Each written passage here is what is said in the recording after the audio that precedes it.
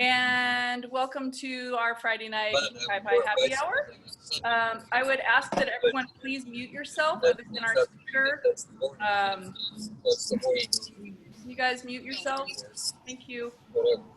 And so tonight we're going to start, and we are super lucky because we have one of our faculty members, Mark Zimmermann, and he's going to give a presentation, and he's dialing in from New York. So it's kind of a late night for these guys. And Diane is there being the IT specialist, but we're super excited that you guys are here. And I'm just gonna let you get started, Mark. Okay. All right, hold on. We're just navigating the share. Okay. Hold on. Yep. Okay. Can you guys see, can you see this, the PowerPoint? Okay. All right. I think you're good. Okay. So what do I do? Yeah. Okay. Yeah. And again, I've never done a PowerPoint. So if anybody has any questions, please feel free. I'm very lucky to have my beautiful wife here with me to help me. This first piece is a personal favorite of mine that is actually still in my possession. It was in my 2018 show at Lionsburg Gallery. It's called He Then Traveled to Rhodes to Study Rhetoric and Philosophy. And it's a quote from the last sentence of a paragraph by the great historian Will Durant discussing a pretty crazy adventure Julius Caesar had as a young man when he was kidnapped by a gang of pirates. And while he was kidnapped, he had such a powerful physical authority that he basically told them to keep quiet when he slept. He read them poetry. They laughed at his poetry, and he told them that, well, that's okay. I'm going to kill you when I escape. And sure enough, he escaped and rounded up a navy, hunted the pirates down, and took care of them. I'm not really sure how the title came with this painting, but many of my titles are influenced by what I'm reading at the time. Ancient history is a particular fascination of mine. And at a certain point, and I'm not really articulate enough to put it together, but the formal qualities of this painting really sort of led me to that title, because that sentence had stuck in my head for quite some time. But I think it's a really good, again, it's 2 years old, this piece. I think I worked on it for 3 years. But I think it's a very good representation for what I'm trying to do with my work in creating a visual experience, so to speak. That's such a great place to pause for a second, because there's some people, I think, that don't know you or your work on the, so you want to say a little bit about your art, your process, like what you're about? What do you mean? I mean, the paintings are very, they're extremely process oriented and labor intensive. They start out with, and again, this painting is a great example to start. They start out with an initial drawing process, just very spontaneously laying down a network of lines. And then I go over them with generally a very viscous white element. And then once that dries, I sand into it to bring the color and some of the drawing back. And then I start the exact same process. And that can go on for, I mean, certainly a year in some instances. Mark, what's the size of this piece? This piece is 50 by 50, including the frame, 50 inches by 50 inches. Wow, that's big. Yeah. And just to give some people that haven't met you through Kipaipai a little bit of background, and just because I also relate this to your work, that you're a phenomenal writer and that you started your creative career as a poet. So I think it's really important that people understand that, because I think that your work is very lyrical, and there's a lot of like there's like a spoken gait almost in your work. Oh, I like that. And they feel very not word, they're not wordsmithy, but if wordsmithy could become a visual, these paintings are those. Oh, I So love that. Thank you. yeah, so I just wanted to give everyone kind of a little bit of a background, and now I'll shut up. Yeah, I started publishing. I was actually quite fortunate in my literary career in that as a young man, when I started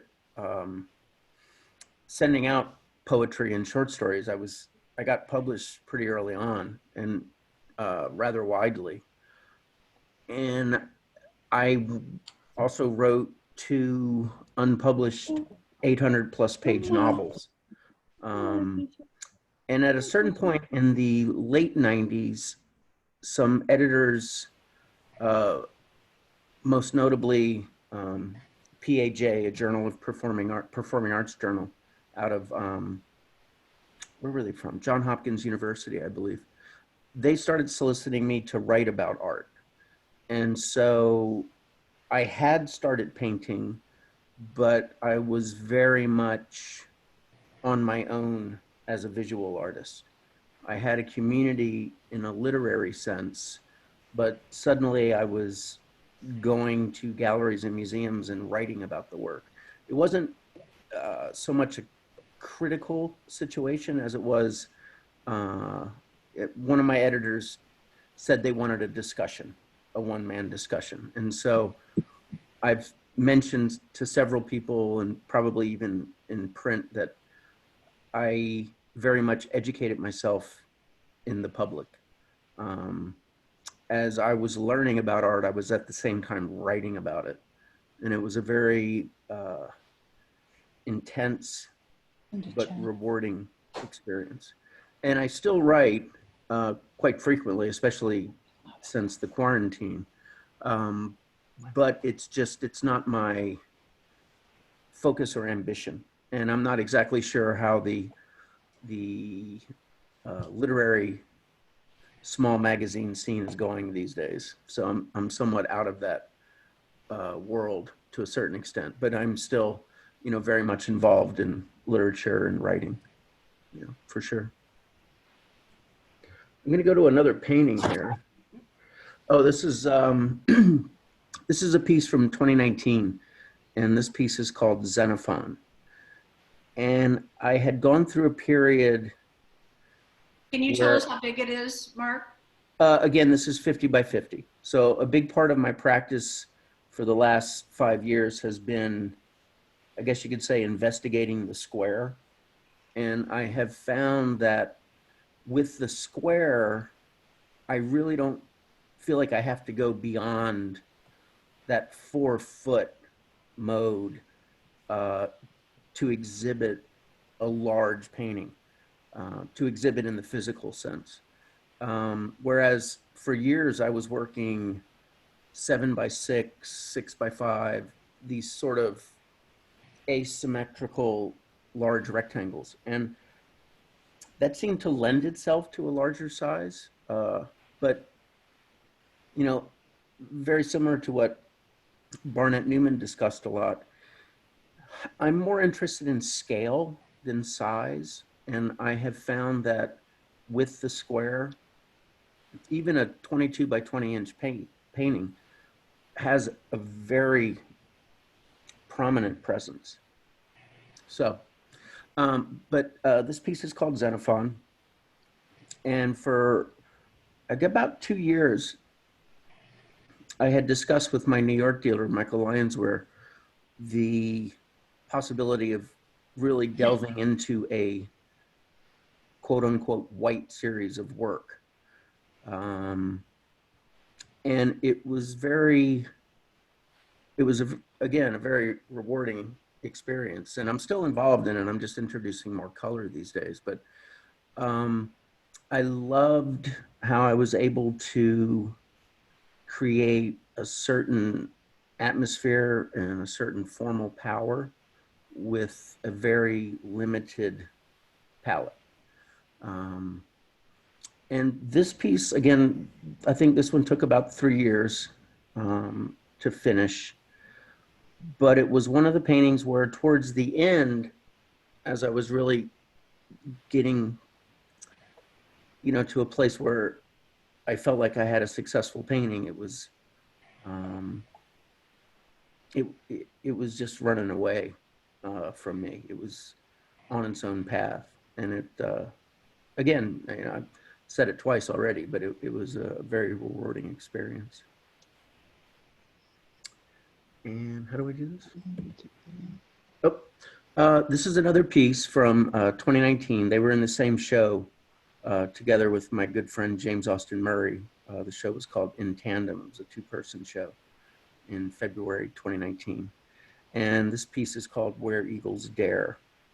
And again, Where was this show with Murray? At Lionsburg Gallery, February 2019. Okay. Yeah. And this piece again took about 3 years, and it really started to come together for me when I had come to peace with the fact that that lower right segment of the painting was going to be devoid of a lot of line work. It was going to take on a more minimalist form. I had been wrestling with that and I wasn't comfortable with it for a long time, but at a certain point it started to come together. And again, much like Xenophon, they were in the studio together at the same time. The last few weeks of the painting, it was really beautiful. I just felt like I couldn't miss. And again, they came together. So it was a pretty beautiful process. Oh, this is a special piece. This is called Of the Wind in Her Hair. And it's a line from a great Ezra Pound poem called For My Mother. And what precipitated this piece was my family and I, every Memorial Day and Labor Day, we spend the weekend with two other families in a house on Fire Island. And so if you're not familiar with New York, so you drive into Long Island from Manhattan, and then you have to take a ferry to Fire Island. And it's a very idyllic space. There's no cars. It's really beautiful. But after a couple of years, I would always take pictures of Diane and Deegan. And generally speaking, when we show up, the sun is setting. And, the New York quality of light is very, very soft. But at a certain point, as the sun sets, it's also very reflective. And I had all these amazing pictures of Deegan and Diane's hair is blowing in the wind. And I started going through them and looking, and she has very dark auburn hair, but in these, in that light, there was blonde, there was bright orange. I mean, it was just this symphony of color. And so this palette is basically my wife's hair at, in that very specific light. Oh, that's sweet. So it was, and actually, interestingly enough, this painting came together for me, easily. It was maybe a year. It took me about a year. But I just had I knew what I wanted to do with it. And once again, as with Xenophon and Where Eagles Dare, towards the end, and I had my show right around the corner, my 2018 show with Lionsburg Gallery. This was the last piece to be finished, but it came together in a really beautiful way. So, and so it's for obvious reasons, it's a pretty important piece to me. This is a stunning painting. Oh, boy. Super love this painting.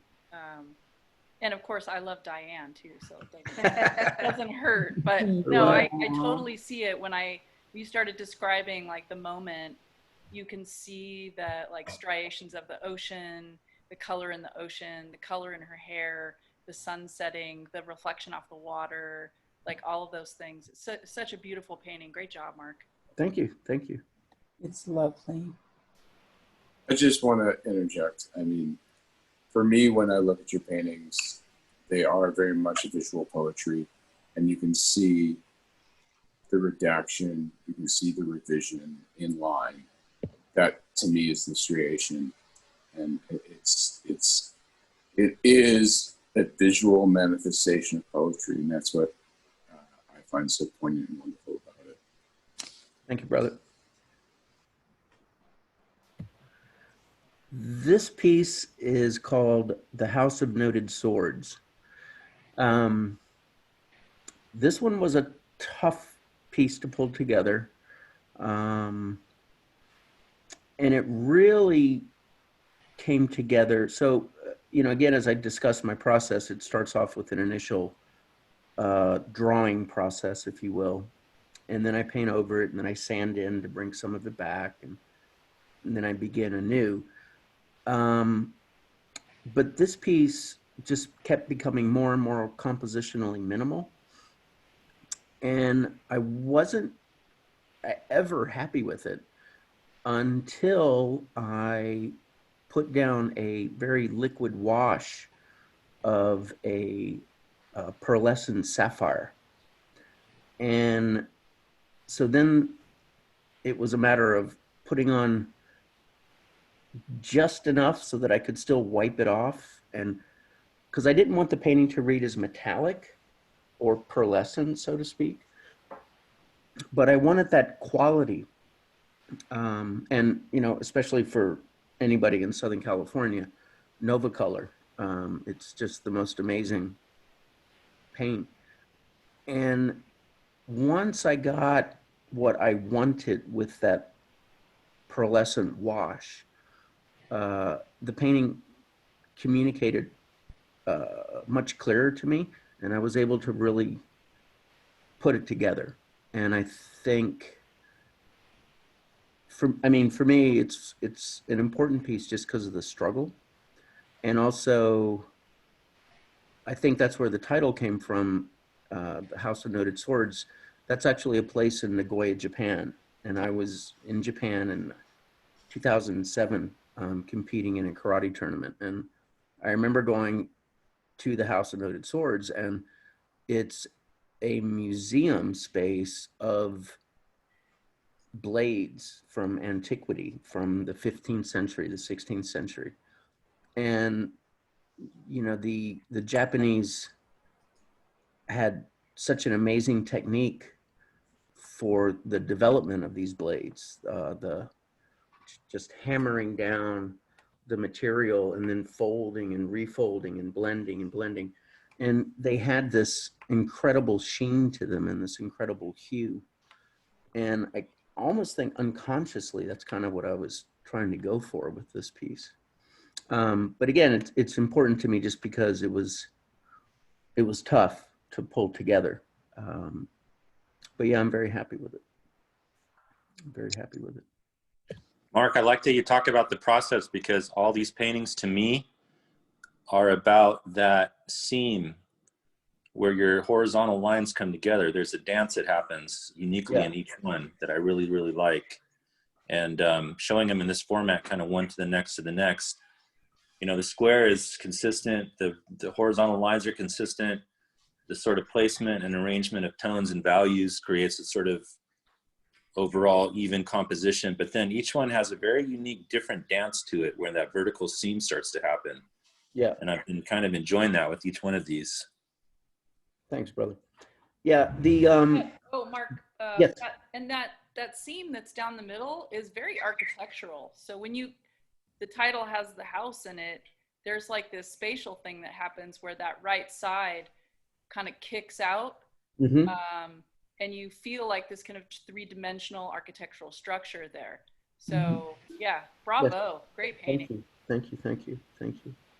Yeah, architecture is always, and again, I think a lot of it is just being in Manhattan for so long. You know, you're just surrounded by, I mean, literally surrounded by architecture. You know, we've spent 6 months in rural New York just now, and and I'm feeling the difference in that. But, you know, for sure, architecture has played a huge part in my work, you know, certainly for the last 15 years, for But Well, sure. I Mark, think too the labor that's involved, because you're talking about architecture and building something, and whether it's a structure or a painting, I mean, you're laboring a couple of years on these paintings, right? So I mean, it's the same thing with building, whether you're making a painting or building some sort of physical three-dimensional structure. I mean, that's kind of how these things are starting to happen for you. Yeah, for sure.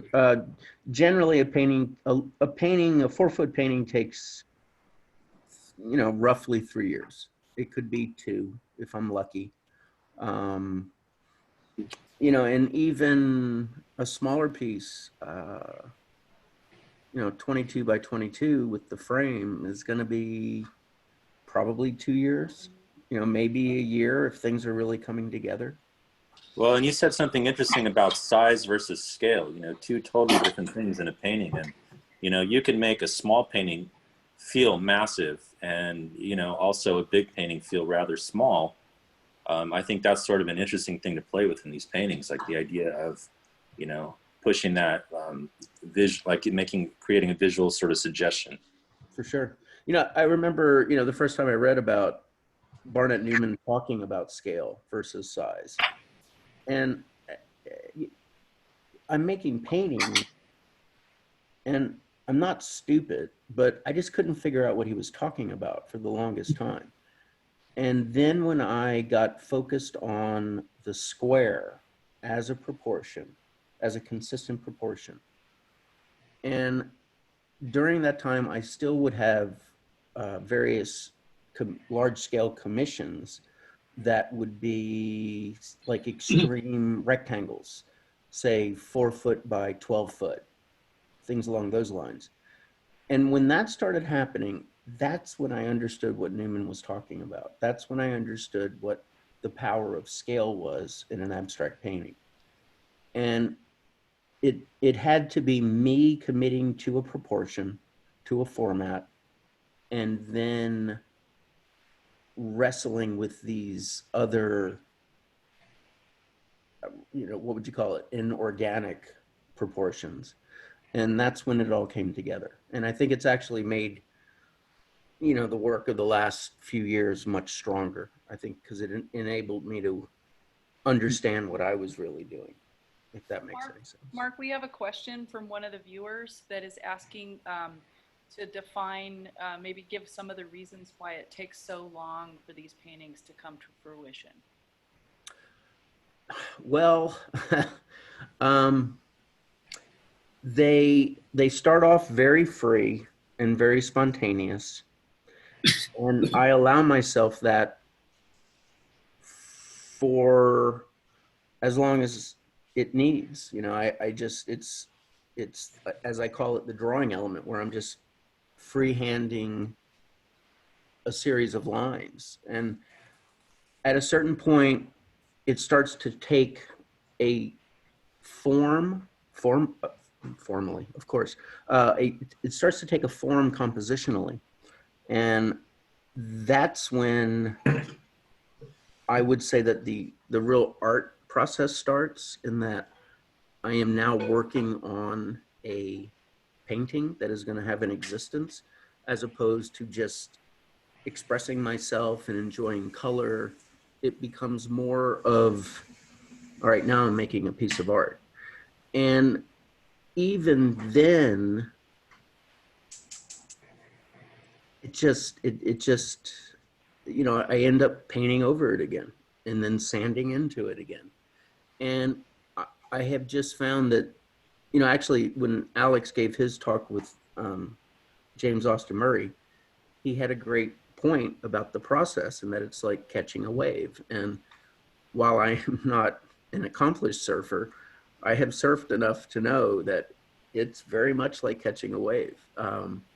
Every painting is different. Every day in the studio is different. And even though I know what I'm looking for, it doesn't mean I'm going to get it. And I just reached a point where I allow myself to take that time, and I'm comfortable with it. I think that's a big part of it. That's some very really, that's comfortable. really good advice, I think, for a lot of artists who are watching tonight. We, they've been talking about, you know, kind of having blockage in their studio and having creative blockages. And I think you've kind of gotten past that. And I heard you at at a workshop give advice about when it's time to leave the studio and when it's time to stay in the studio and work. And I think you're really good at looking at what's working, what isn't working, when should I stop and come back to something. And I'm sure that has a lot to do with kind of the longer timeline. Yeah. So I wanted to point out that you're also not painting with oil. So it wasn't a material situation. Right. It's a specific choice on your own to decide when something is working in a way that you want it to and when it's not. And I want you to speak to that because I think that's really important to speak to the other artists about that. Yeah, a big thing for me in terms of just being in the studio and working was when our daughter was born. You know, I think she was born and I don't know, I went probably 4 weeks without going to the studio. And then when I did, kind of on the drive down, it's like an hour drive to my studio, I realized for all practical intents, I had about maybe 2 or 3 hours in there, you know, and I had remembered Ernest Hemingway writing about his practice. And he, you know, and obviously he spoke much clearer about it, but he stopped when things were still good so that the next session, there was no warm up. He could just go in and pick right back up. And I remember thinking about that in the car on the drive to the studio. And I got to the studio. I had works in process that were in a pretty good place. I immediately went to work. And after 2 hours, I was like, all right, I'm out later. And that has held me in good stead ever since. And I have had periods, you know, particularly if there's a commission painting in the works, where, you know, I just tell Diane that I'm going to be in the studio a lot, you know, this week, these next 2 weeks, these next 3 weeks.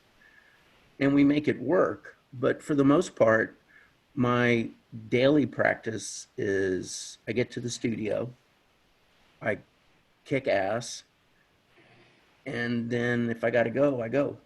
And it has actually worked out really well. You know, I'm not reading books, I'm not playing guitar. For sure, I'm not cleaning up very often. You know, my studio's trashed. But it just became a very, very productive way to address a finite amount of time.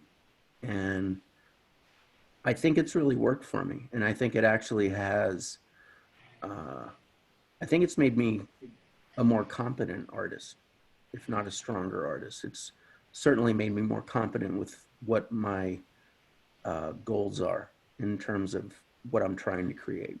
I think it's great advice for other artists in their studio practice that kind of almost quit while you're ahead. I love that concept. And I'm going to kind of switch back to this painting because we've had a couple of comments. And one of them was actually a question about when did that architectural midline in this painting start to find its way into the painting? Was it the beginning of the process, the middle of the process, at the end? Can you speak to that?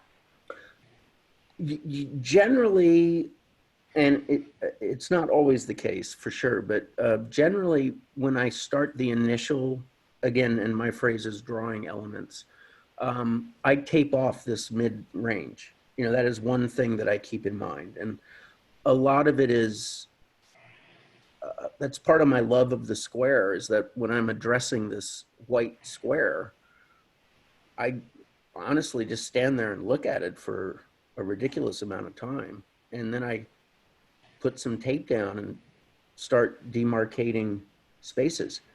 From there, I'm drawing. And that's the one consistency, no matter how much a painting traverses this compositional divide.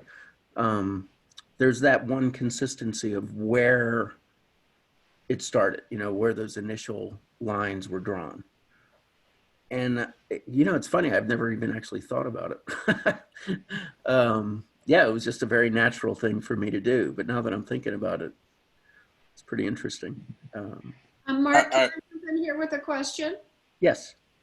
I know that you said this was your initial tour of PowerPoint, but do you have any details, any close-ups in this PowerPoint?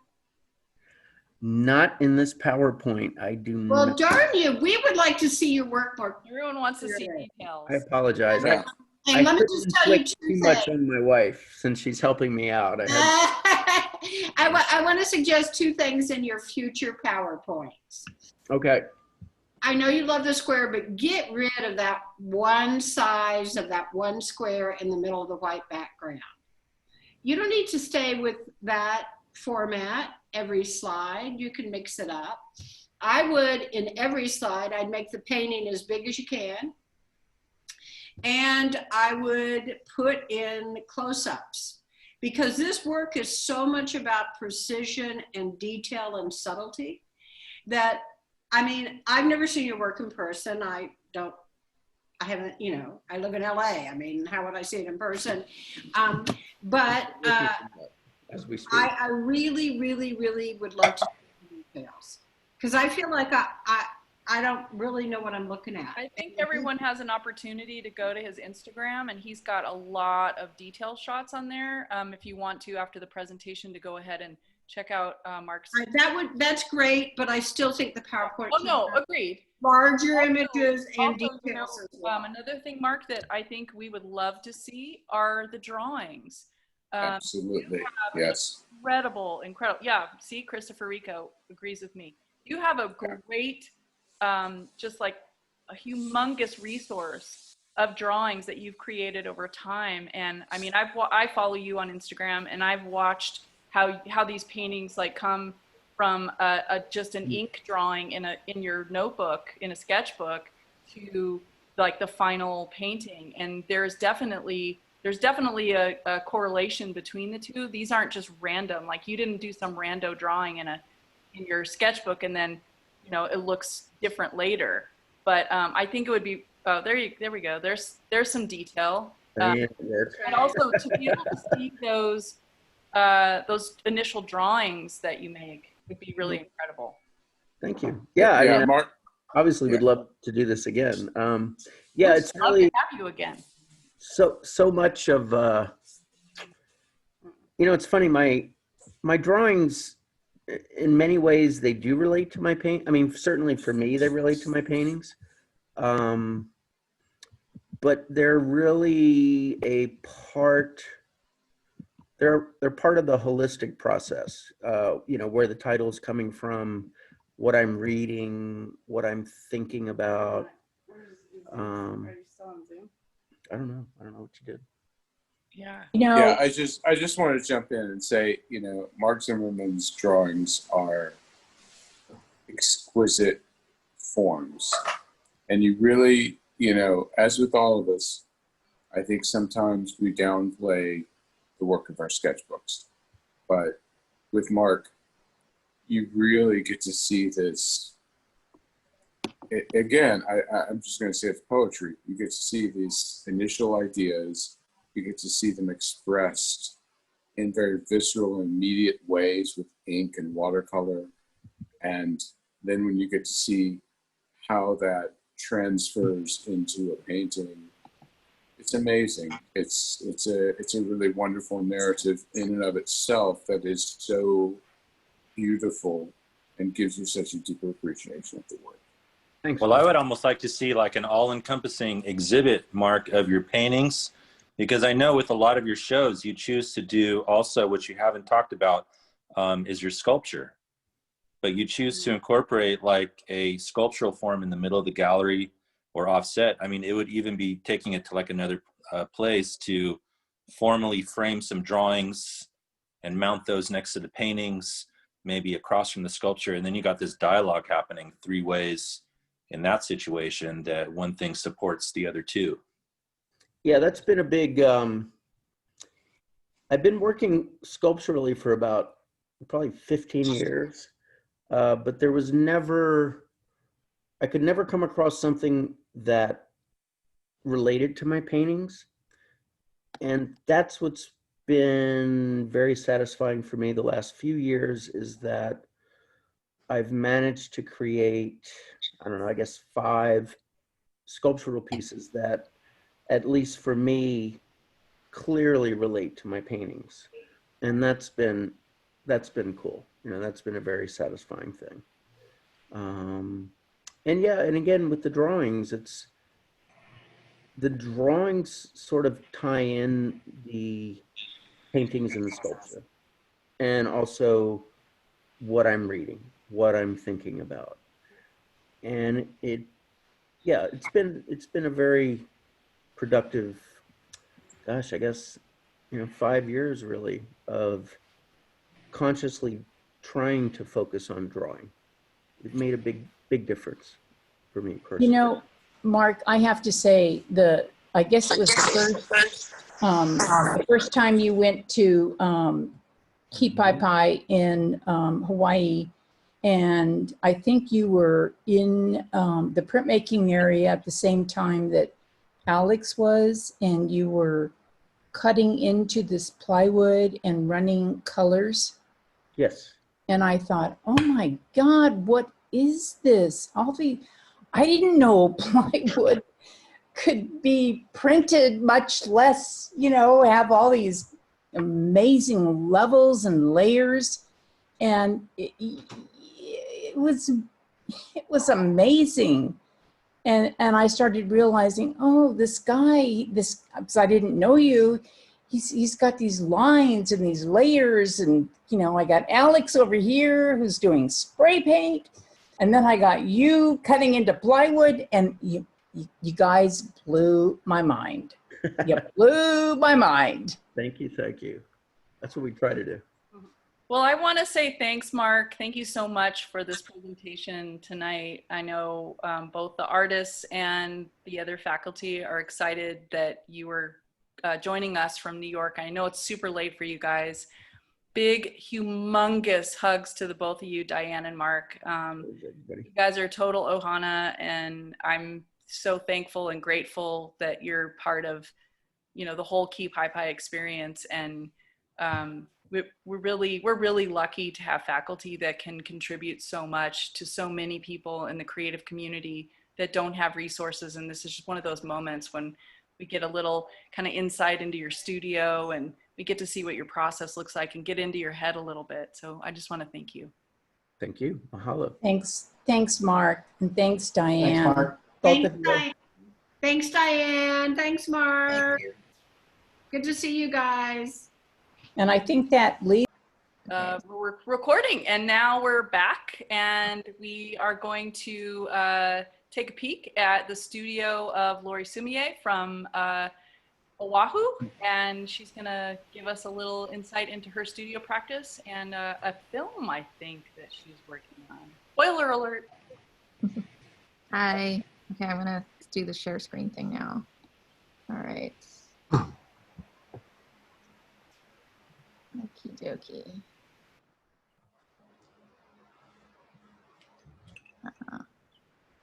No, not that. There we go. All right, so this entire summer I've been off of school, yay, and I have been working on my documentary film called A Paradise Lost. And this summer we were focusing on the animation portion of the film, which was really exciting. So I got to collaborate with some artists to actually produce some of the animation for the film. So this is a documentary that takes place in Hawaii. It's about a endangered Hawaiian songbird called the palila, and he tells his own story of how he sued to save his kind from extinction in Hawaii, in the extinction capital of the world. And so he's animated because he was actually the plaintiff in a lawsuit, for real, this documentary. And so one of the unique things about my work as an artist and as a filmmaker is that most documentary filmmakers don't do animation nor they're artists. And my art really feeds the filmmaking. So I've been concurrently painting, and I feel like all that energy kind of goes into the filmmaking with my team and directing and kind of coming up with the solutions for the story. And so, and I've had to just do tons and tons of writing for grants. And it's been interesting to try to find the words to describe my practice because I do so many different things, but they're all about Hawaiian species and specifically I love Hawaiian birds. So, and I try not to read slides because I know everyone else can also read, but I just wanted to show some of the earlier work that I did that sort of led up to the film and the aesthetics of the film. These are some digital drawings that I did about, let me say, 7 years ago. And these are all native Hawaiian species.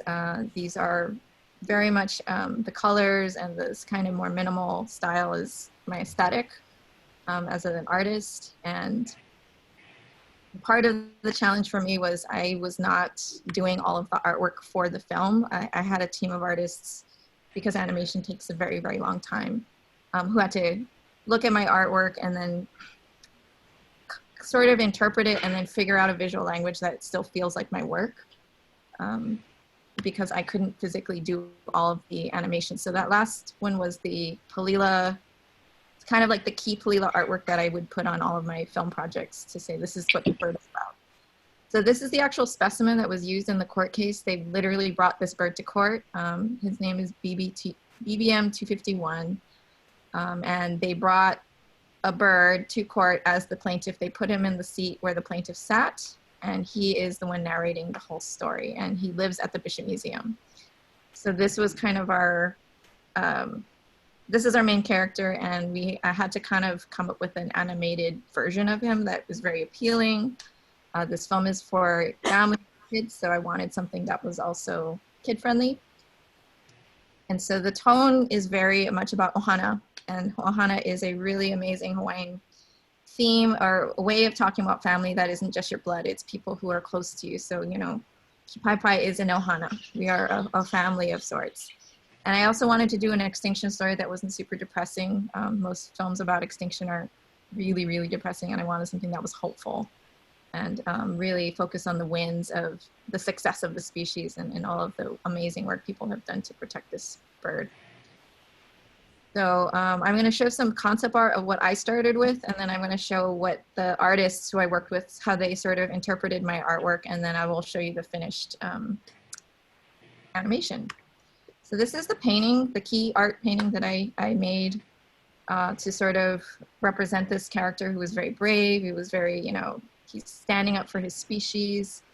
And Mauna Kea is this very conflicted space. And so this was the painting that I put all of my ideas and feelings and colors and vibes into. And, you know, and this was a really big departure from my style, from what I usually do. And it took me a while to sort of come up with this aesthetic, but it is painted on pallets from the Bishop Museum. So they were getting rid of all of their wooden storage for the birds. So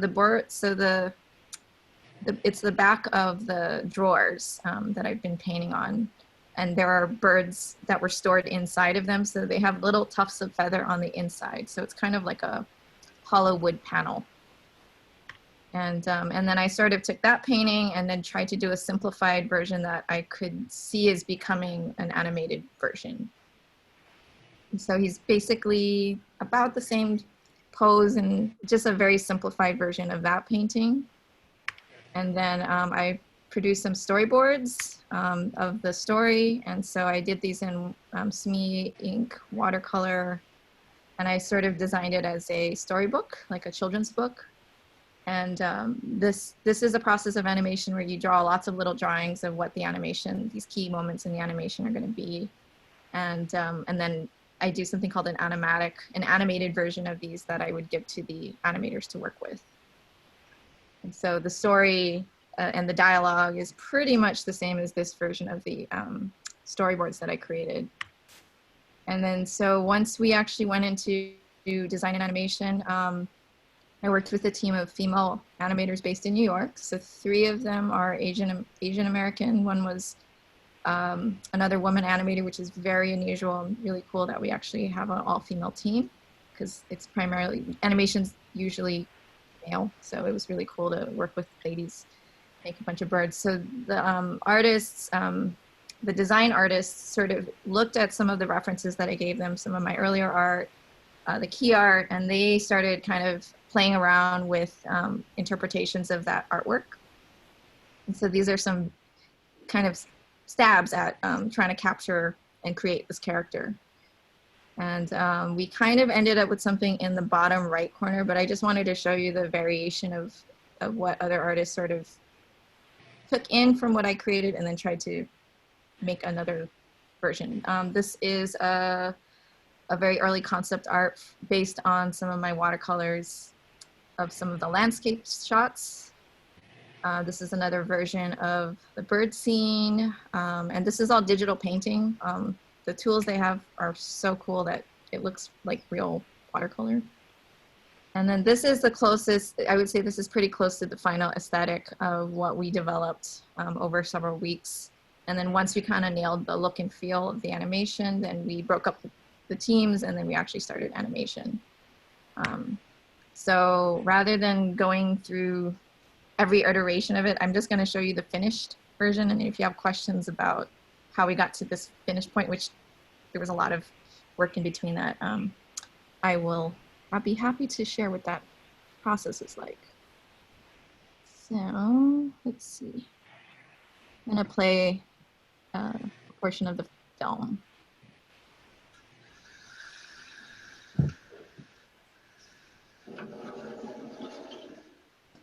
Laurie, how long is the final film? The final film will be 75 minutes long. So this clip is a feature. And Yes. we can't see the clip, so you might want to re-choose what you're sharing. shoot. I see. Oops. I have to pick a different. Pick a different screen, yeah. Got it. Sorry about that. Thought it was selected. There we go. New share. There it is. Thank you. All right. Can you guys see that? Yes. Okay.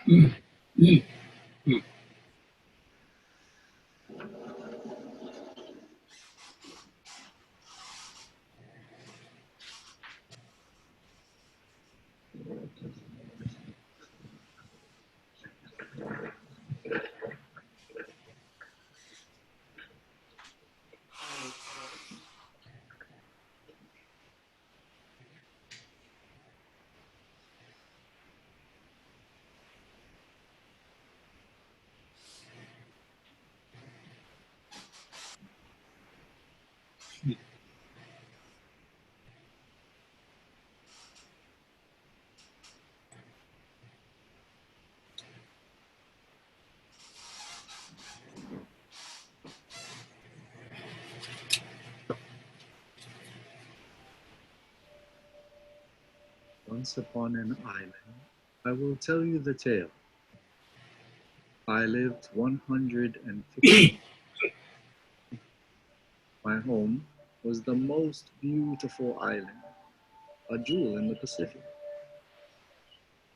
A time before cars, roads. Way back in the days when the mountains was thick with mamone flowers and full of birdsong. I remember my forest, my tree,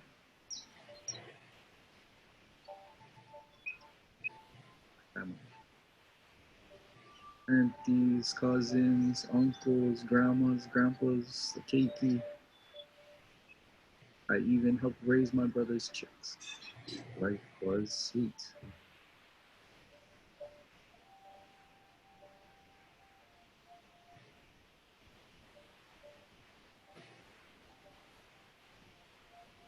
One day, I was up early eating a breakfast of mamane pods when I saw a strange man in a hat. Maybe the 4th human ever in this part of the forest. He He was smaller than the others and looked different. More emotions.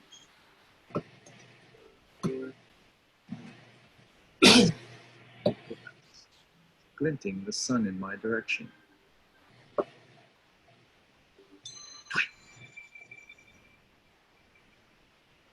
I felt a sharp pain in my chest. A metal pellet cut through my belly. I felt myself falling. The world beneath me was not a branch or a twig. Losing to gravity was entirely new to me. Dazed, I looked up at the treetops and saw the sky. Scared. Alone. I felt myself drifting in and out of consciousness. I dreamt of an ocean, flying, soaring in great strides, above the clouds, beyond the river, beyond the valley. I was free. A hot, dry room broke my spell. The man, he held me in his hands and smiled. I slid back into my rigid form, unable to move or breathe. Into darkness, coldness.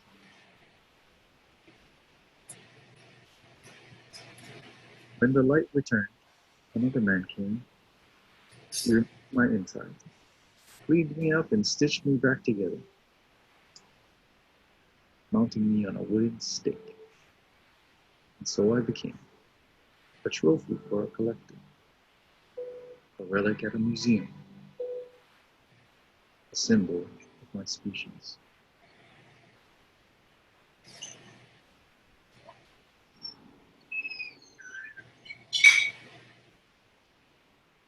Oh my goodness. Look at those palelas.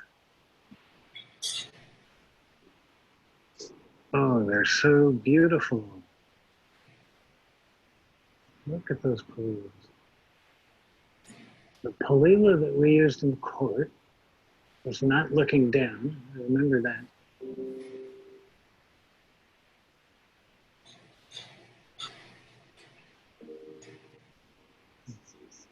I'm confident that this is my plant. It's good to see him after all these years. It's been 30 years. He sat on the council table right next to me in the courtroom, and the judge made me bring it up to him so that he could take a closer look.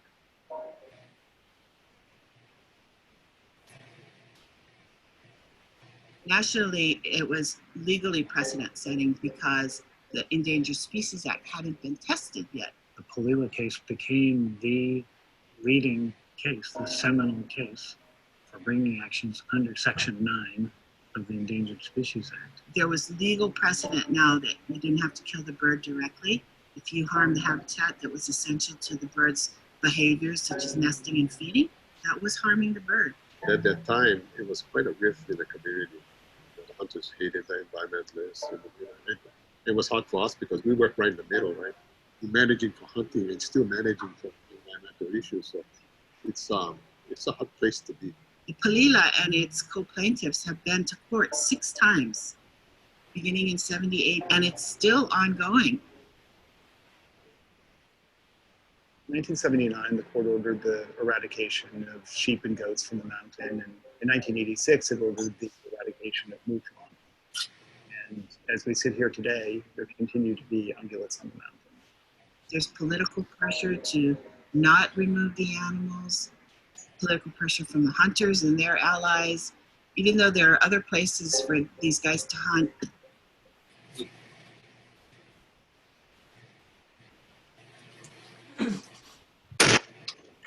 How do you convince somebody that they're coming up to the mountain and harvesting animals and providing for their family for subsistence? How do you convince someone like that to care about a species that is native to the area that isn't actually something that you can harvest? And you can go home and feed your family. That won't necessarily directly have an impact on this person's livelihood and that person's family.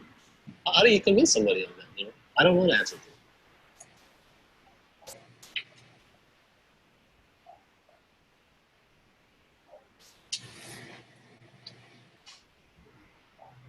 So I'm gonna pause it here because it goes on for about 4 more minutes, but I want to make sure there's enough time for any questions or anything else. And I'm happy to share the rest of the links. You can watch all of it.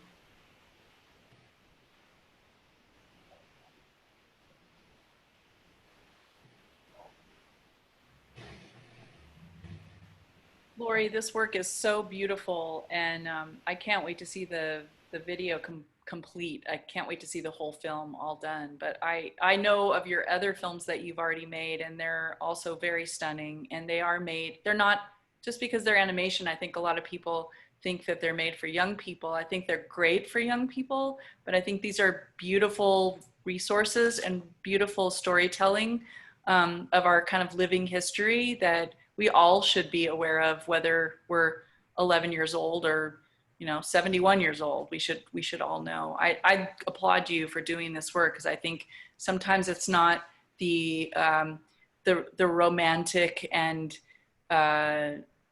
celebrated work that artists usually get so much recognition for. And this is the hard stuff, I think, and I'm so glad that you're doing it. Thank you. And it is important. It is important that we learn about these species and what do we do to protect them. So, Laurie, kudos to you. Yeah, great job. Can't wait to see the clear. Is this species extinct now? No, there are about 1,000 left that are surviving. The case is still going. But my current project right now is I'm painting 1,000 Palila, because that's how many are left. And hopefully exhibit all of them at some point to show like this is how many birds are left. Because the painting and the filmmaking are all sort of, they all kind of go together, and they all influence and feed each other in really interesting ways. As a human being, I have to know, is there a chance that they're not going to go extinct? I mean, is this the end, or where are we with this? They're not doing great, but I leave the end of the film is a very hopeful ending, because compared to other Hawaiian birds, Palila is in much better shape. A lot of other birds have gone extinct. Yeah.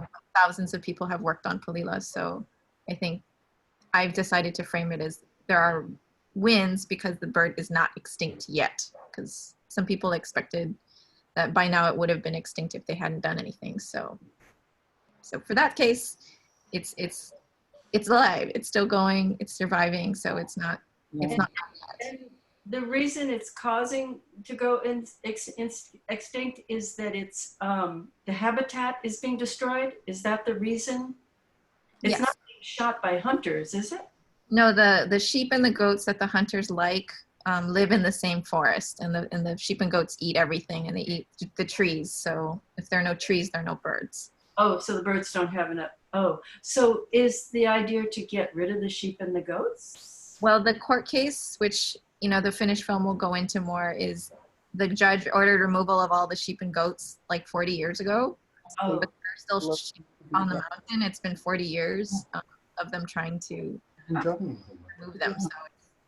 So the hunters want the sheep and goats. Of course. That's what she said. Tell Lillian we'll have her. Yeah. So it's just been 40 years, and the court case said remove the animals. The animals are still there. They're still fighting. Yeah. It's been dragged out of a long time. It was very hard. I'm sure it's not the case, but the sound over the Zoom, at least on my Zoom, was very difficult to hear. And I'm sure it's just a result of the Zoom. I don't know, just to let you know that. Okay, thank you. Yeah, and she's sharing an unfinished version of this product of this film with us. So it's, you know, we're getting a sample of what it is. And I'm sure when the film is finished, we'll be celebrating the film and Laurie as a Kipaipai fellow with a watch party. If not, we will all be going to the opening of the film at one of the film festivals, definitely celebrating with her in Hawaii. Thank you, Laurie, so much for your presentation. And Laurie, I just want to ask you, will there be music with it? Yes, there actually was music in the portion. Yeah. And I don't know if you couldn't hear it, but that was actually the real music my composer worked on this summer. And we're going to be recording it at the end of this month. We could hear it on this end, and it was beautiful. Thank you. Yeah, I think he did an amazing job. And, you know, we're doing the music so early in the process because we're going to be doing animation next. And as an animator, I love having the music to work with as opposed to putting it at the very end. So that's why we're having the composers and the musicians finish it so much earlier, because it'll probably be about a year before this is done, because the animation just takes a really long time. So that was like 3 minutes, and we basically spent all summer working on 3 minutes. So it just takes a long time to produce animation. I'm going to take a picture of all of the comments and send them to you, Laurie, but everyone is giving you kudos and saying such important work, beautiful. This work is vital. Thank you so much, Laurie, for this beautiful and informative documentary. This is so sensitive in the artwork and the video. Sad to see the extinction of beautiful birds. And since COVID, Kudra Clover says from Maui, since COVID, I noticed many more native Hawaiian birds in my yard, much lower than usual on the mountain. So they're actually coming down the mountain because there's less traffic, less tourism, and things that are getting in the way of them having a life on the island that they were used to before. Also, Caroline Killauer says, thank you, Laurie, this is beautiful. Thank you. And thank you, Laurie. That is, you know, you're doing God's work. That is. Well done, Laurie. It's. Yeah, I'm chiming in here to say amazing, Laurie. Congratulations. A lot more work to do. We still have to fundraise more money to finish the movie, but that's just what it takes to make a movie. So it's part of the journey. And I don't feel so bad when I take forever and a day to make a drawing and I realize that people in video, which I always think of as being fast, that takes a long time too. I feel like I'm with kindred spirits. Thank you. Well, I mean, just in case, I mean, something that a lot of artists always ask me is about like, oh, how do you animate? I said, you know, animation is basically drawing over and over and over again. It's basically already what you do, a lot of frames. That's kind of it. There's no magical formula. It's just, you make lots of drawings and then you work with teams of artists to be able to produce it in a somewhat timely manner. But, God love you. You all could do animation too. It's really fun. All right, well, Catherine, are we going to have Lillian? So hopefully we've got Lillian queued up. Lillian, are you there? Yes, I'm here. Okay, there we go. Lillian, yay. Huh? Yay. And Lillian, you need to go to share screen and. Okay, I did that before. Here, share that. Okay. Share. No? There. Keep going. No, over to the. So Lillian's not going to be able to make it. It seems like we can't get her camera working properly. So we're going to say goodnight. But I do want to thank Mark Zimmermann and Laurie Sumiye for the two beautiful presentations tonight. We love you both. Thank you for being here, Anna. Yay.